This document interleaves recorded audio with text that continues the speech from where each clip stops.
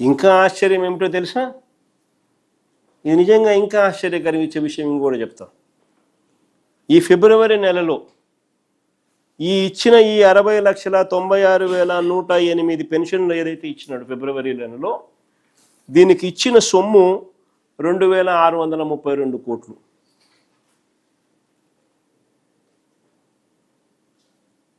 ఈ 2,632 కోట్లు ఫిబ్రవరిలో ఏదైతే ఇచ్చినాడో, ఈ 60,96,108 మందికి ఇచ్చినాడో, నువ్వు బడ్జెట్ పెట్టేటప్పుడు ఈ 2,632 కోట్లు, ఈ 60,96,108 మంది పెన్షన్లకు ఏదైతే నువ్వు 2,632 కోట్లు ఇచ్చినావో నెలకు, ఈ నెలకు ఫిబ్రవరిలో ఇచ్చింది ఇంటూ 12 వేసుకొని బడ్జెట్ పెడతావు, అంతే కదా? సో 2,632 కోట్లు ఇంటూ 12 నెలలు వేసుకుంటే ఏడాదికి 31,554 కోట్లు.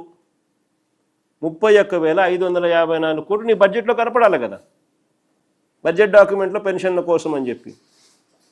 బడ్జెట్ డాక్యుమెంట్, ఈ సంవత్సరానికి సంబంధించిన బడ్జెట్ డాక్యుమెంట్లో పెన్షన్ల పంపిణీకి ఎంత పెట్టాడో తెలుసా? 27,719 కోట్లు. అంటే ఆ 27,719 కోట్లు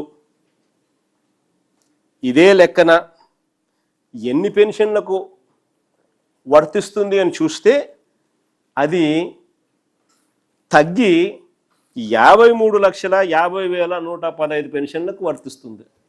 అంటే ఈ సంవత్సరం చంద్రబాబు నాయుడు గారు మరో 7,45,993 పెన్షన్లు కట్ చేయడానికి సిద్ధపడినాడు అని చెప్పకనే చెప్తున్నాడు.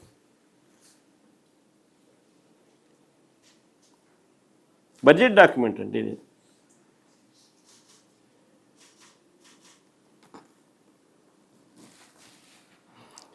ఆశ్చర్యం కలిగించే విషయం ఇంకొకటి చెప్పాలా నేను.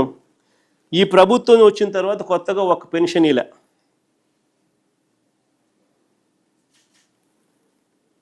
కొత్త వాటి కోసం కనీసం దరఖాస్తులు కూడా తీసుకోవడం లేదు. ప్రభుత్వం వద్ద ఇప్పటికే 2.5 లక్షల దరఖాస్తులు పెండింగ్.